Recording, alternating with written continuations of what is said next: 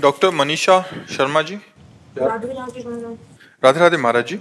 महाराज जी, आज से 3 वर्ष पूर्व जीवन में एक भारी विपत्ति आई जिससे हम निकल नहीं पा रहे थे। फिर शिव जी की कृपा से आप हमारे जीवन में आए, उन्हीं की कृपा से आज हम आपके समक्ष बैठे हैं। महाराज जी, इस संसार में हर प्राणी के जन्म एवं मृत्यु की तिथि एवं समय विधाता ने पहले ही रच रखा है। फिर यदि कोई आत्महानि करता है बहुत तो इसे दुर्गति पाप होती है, क्यों मानते हैं? बहुत दुर्गति होती है। क्यों? क्योंकि आपका शरीर प्रयोग करने का अधिकार है, शरीर को नष्ट करने का अधिकार नहीं, ना भारतीय कानून में ना भागवतिक कानून में। आपको शरीर मिला है, ये सरकारी गाड़ी है, तुम्हारी नहीं है। इससे परमार्थ की यात्रा करके भगवत प्राप्ति कर लो या बुरे आचरण करके नरक प्राप्त कर लो, इसके लिए तुम स्वतंत्र हो, लेकिन इसको नष्ट नहीं कर सकते। अगर इसे नष्ट करने की चेष्टा की तो भारतीय कानून भी तुम्हें बंदी बना लेगा और सरकारी जो भागवतिक कानून है वो तो तुम्हारी दुर्गति हो ही जाएगी। आत्महनन गति जाए, आत्म में बहुत बड़ा पाप है, ऐसे नहीं करना चाहिए। ये शरीर मिला है, दुख सुख भोग करके भगवान की प्राप्ति करो, नाम जप करो, जो प्रारब्धानुसार शुभ अशुभ कर्मों का फल आवे उसे भगवान का कृपा प्रसाद मान के भोग लो और जीवन को भगवान की इच्छा से पूर्ण करो। अपनी इच्छा से पूर्ण करोगे तो आत्महत्या मानी जाएगी। महाराज जी, ये पूछना चाहती हूँ कि यदि कोई आत्मा हानि करता है तो ये भी तो विधाता ने ही रचा है। नहीं नहीं, ये विधाता ने नहीं रचा, ये मन ने रचा है, ये मन ने रचा है। जो पाप कर्म किए जाते हैं वो निगेटिव चिंतन पैदा करते हैं, नकारात्मक सोच पैदा करते हैं, वही डिप्रेशन में ले जाते हैं और वही सुसाइड का प्रेरणा करता है। आप गुप्त रूप से पाप करते रहो, आपका मन ही आपको दंड देगा, आपका मन ही बोलेगा फांसी लगा लो, आपका मन ही कहेगा गोली मार लो, आपका मन ही कहेगा जहर खा लो, आपका मन ही कहेगा रेल की पटरी में लेट जाओ, क्योंकि तुमने पाप कर्म किया। पाप कर्म के कारण तुम्हारी आयु क्षीण हो गई और वो अधोगति को प्राप्त हो रहा है। यह भागवतिक विधान नहीं होता, अकाल मृत्यु भागवतिक विधान नहीं होता, आत्मा भागवतिक विधान नहीं होता। ये हमारे कर्मों का विशेष फल होता है। कोई महान अपराध, महत अपराध बन गया जिससे आत्मा का योग लगा। लेकिन महाराज जी, यदि कोई खुद को बेगुनाह साबित करने के लिए कर लेता है, उसका पूर्व पाप है। ऐसा नहीं, बेगुनाह साबित करने के लिए हम आत्महत्या नहीं कर सकते। बेगुनाह साबित करने के लिए हमने अपना प्रयास किया, इसके बाद अगर हमें दंड मिलता है तो उस पाप का दंड मिलता है जिसका हमने भोग नहीं भोगा। कोई गुप्त पाप है और वो पूर्व का पाप, अभी हम अपराधी नहीं हैं लेकिन मुझे सजा मिल रही है तो मेरे पाप का ही फल भोगने को मिल रहा है, अन्य नहीं। मुझे चाहिए आत्महत्या ना करके उस दंड को स्वीकार करके हम भोग लें, चाहे भले फांसी क्यों ना मिले, तो हमारा पूर्व का सारा पाप नष्ट हो जाएगा, हमें भगवान की कृपा प्राप्त होगी। हमें आत्महत्या करने का अधिकार कदापि नहीं, किसी भी परिस्थिति में नहीं है। शास्त्र ऐसी आज्ञा नहीं करते, नहीं, कदापि नहीं। अगर आप निर्दोष हैं और फिर आपको सजा मिलती है, आपको दंड मिलता है, तो आपके उस पाप का फल है जो कोई पाप नहीं जानता।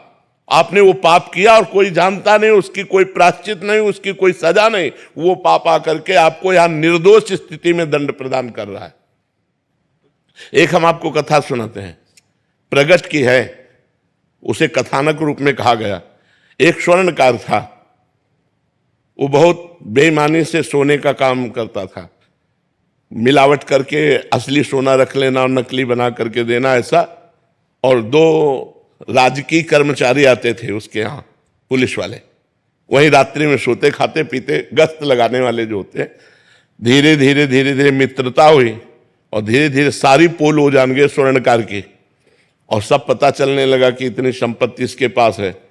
अब उन दोनों ने एक दिन प्लान किया कि स्वर्णकार को मार देते हैं, और सब जेवर और सब बॉक्स में बंद करके निकले। तो सामने वाला लघुशंका करने के लिए निकला, सामने वो मकान वाला, उसने देखा तो चोर जो होता है वो सशंकित नेत्र वाला होता है, तो पुलिस वाले सशंकित नेत्र, तो उनका तुम कुछ गड़बड़ करके आ रहे हो, रात्रि में निकल रहे हो। तो उनका जाओ तुम अपना काम करो। तो वो बोले नहीं, हम हल्ला मचा देंगे। तो उनका सुनो, कुछ साझेदार बन जाओ, हम तुम्हें दे देंगे लेकिन तुम चुप रहो। बोले हम बेईमान आदमी नहीं है, हम ईमानदार आदमी हैं। और वो लड़ गया। जब लड़ गया तो उनको केस बनाने में देर न लगी, वो बक्सा उसके पास रख दिया और तुरंत हल्ला मचा दिया और कहा इसने स्वर्णकार को मारा है, स्वर्ण लिए जा रहा था, मैंने गिरफ्तार किया। पूरा का पूरा केस उसके ऊपर आ गया। अब उसको बंदी बना लिया गया। गवाही पुलिस वाले कि इसको हमने घर से निकलते देखा है और ये बॉक्स उसकी चोरी का है और इसने स्वर्णकार को मार दिया, और केस पुलिस वालों ने किया था। और ठोक दिया सामने वाले के। अब जब जज के सामने पेश किया गया तो सारी साक्षी उसी के खिलाफ थे, जो सत्य आदमी था। तो उसने रो के कहा जज से कि आप जो सजा देंगे वो तो भोगना ही पड़ेगा, क्योंकि साक्ष्य हमारे खिलाफ है, लेकिन मैं हृदय से कहता हूं मैंने पाप नहीं किया, ना मैंने उसे मारा है, ना मैंने चोरी की है, मैंने ऐसा ऐसा बोला तो मुझे फंसा दिया गया। तो जज के अंदर भगवान बैठे हैं। उन्होंने कहा कि ठीक है, हम इसे और खींचते हैं, तारीखें और दी। और एक दिन एक आदमी जो ऐसे ही फुटपाथ में मर गया था, उसके साथ उस जिसके साथ मुकदमा चल रहा था, सत्य आदमी को, उसको पुलिस वालों को साथ दिया कि आप इसका अंतिम संस्कार कराएं। जब अंतिम संस्कार करने के लिए गए तो एकांत में कहा कि देखा, कह रहा था हमारी बात मान जाते तो कुछ हिस्सेदार बन जाते और आराम से मौज लेते, हमारी बात नहीं मानी ना, फंस गया ना, अब फांसी होगी तेरे को। और उनके जो सत्य आदमी था उसके पास वो वीडियो बनाने वाला कैमरा लगा दिया गया था। जज ने सफाई के लिए जब वो गया, पूरा वीडियो सहित पेश किया, तो सत्य आदमी तो निर्दोष था ही। तब जज से उसने कहा कि जब मैं निर्दोष हूं, आज आप जान गए, तो मुझे सालों से पैसा खर्चा करना पड़ा, इतना परेशान रहा, इतना मुझे दुख मिला, ऐसा क्यों? क्योंकि मैं निर्दोष हूं, अब तो जान गए हो ना आप। तो जज ने कहा, सत्य बताना, इस जन्म में तुमने कोई ऐसा पाप किया है जिसकी सजा ना मिली हो और जिसका प्रायश्चित न किया हो?